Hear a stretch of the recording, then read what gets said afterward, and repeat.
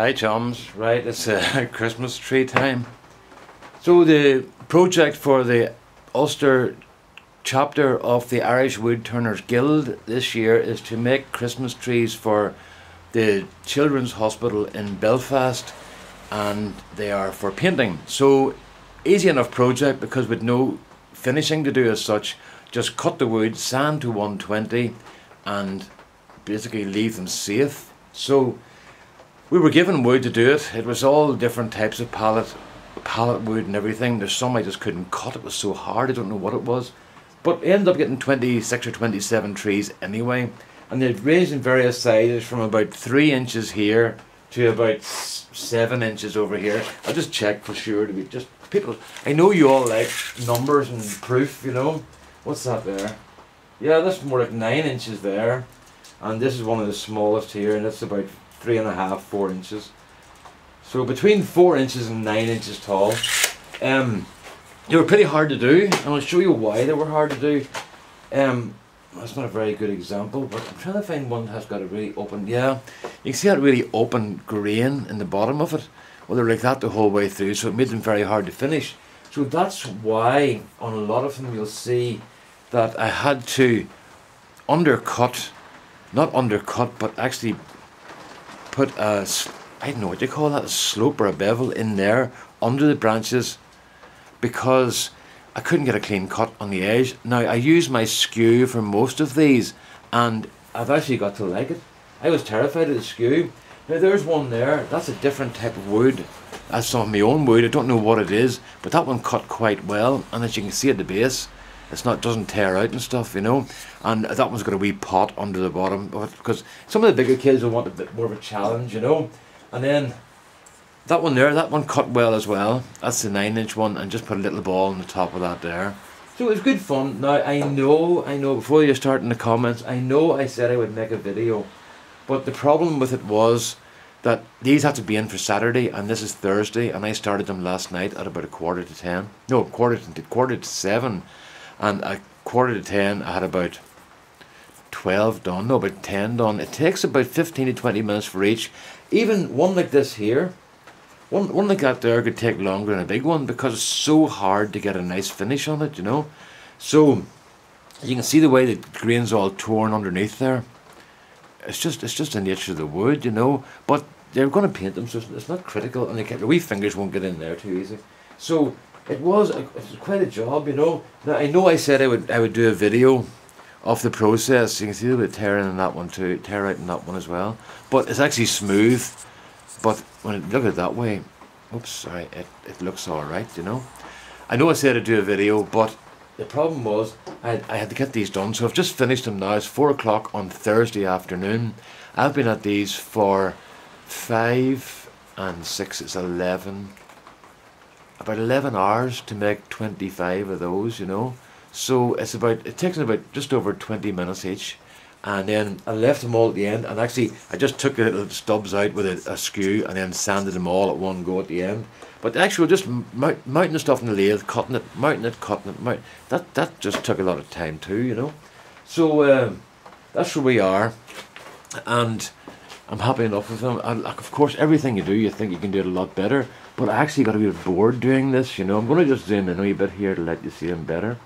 I actually got a little bit bored doing these, because I was doing so many of them, you know. But I decided then, sure, if they all look the same, it would be kind of boring for them as well, you know. So it's all different wee shapes and stuff, you know. Out of the whole lot of the timber I got, I only lost one blank out of the whole lot, about 4 inches long. I just simply could not get a cut on it at all, you know. So there they are, and I'll take those up on Saturday when I go to see Cindy Drozda in the woodshed. And I'm also going to meet up with Alan Simpson, who I have good fun with here on YouTube. I've never met him before, so he'll have to come over to me. Alan, you'll have to come over to me, because I don't know who I'm looking for. So as long as you haven't got a big hatchet in your hand, I'll be happy enough, you know. So that's us, folks. That's the things. I'm going to show you another tool that I have here that I use to do a lot of the work. I used the skew. Now I used the big 1-inch skew, but I didn't like it. because it was too big. But so I used where are we? I just want to turn this thing around so that I can see it. So I used a half. Oh, sorry about that, folks. That's just me kicking the tripod over. So we used this boy here. Where are we at? This is just a half. The light's very bad. That's a 1/2 inch screw, okay, which I've just cut my finger with about 4 minutes ago. I noticed it. I was putting it back in the rack, you know. But to see this boy here, Continental spindle gouge. Now that's at factory sharp, as it came from the I got it in the pack. I haven't actually sharpened it yet because I don't know how to sharpen it. But I've got my wheels. Bought a set of wheels to sharpen the screws. That's a Continental spindle gouge, as recommended by Eric Turner of the Ulster Chapter, and he's a professional wood turner as well, and a very good one, and teaches as well. He recommends Continental spindle gouges, and I tried them, and they're really good. It's like a cross between a skew, a spindle gouge, and a roughing gouge, and it basically takes the best of all three and combines them in one tool. That's a 19mm, and it's made by, where are we at? We're made by Hamlet. So I think that's about 30 pounds. 30 pounds plus delivery, about 34 pounds here. What's that in dollars? So 35.65, about $60. So it's a very good tool, and I'm going to start. I only started using this near the end of the whole thing, so I'm going to start using this one more because I really like it. So it's absolutely pouring down here. Well, it's not just red at the moment, but it is pretty cold, pretty wet, and they're talking about gale force winds and torrential rain tonight and tomorrow. So it's going to make travel pretty difficult. I have nowhere to go until Saturday. So hope Cindy gets here.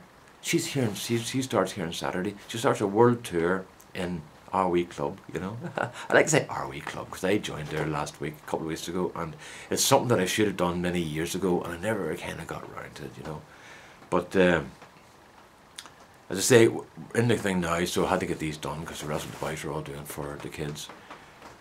What am I going to see? So I owe you a Christmas tree video, which I'm going to do, but I'm going to do a big tree about maybe a foot tall, 30 centimeters high, and it'll be bigger out of view. So is it going to be a Christmas present? So I'll do that one. Okay, and it's going to be of the format. It's going to be of this format here. Pretty straightforward and simple. I did some of these with no branch things on them at all, and they were really beautiful, done in new. Even though I said to myself, they were beautiful because the wood was beautiful, not because of any skill of me, but the wood was beautiful. And I gave them to my daughter to sell over in England at a craft fair thing, and she didn't sell one single tree that was like a cone. All the ones that were cut like this here, all the ones that were cut in that shape, all sold, absolutely no problem. But all the ones that were left as cones didn't sell. And the reason I left the yew and the cherry were left as cones, because the wood was so beautiful. I didn't want to take away from the wood by cutting into it and making a shape. I thought, let the wood speak for itself, as they say. No good. People didn't want that. People still want the wee branchy things. So that's the way they're going to be done. I said to her, just put whatever price you think on them and see what happens.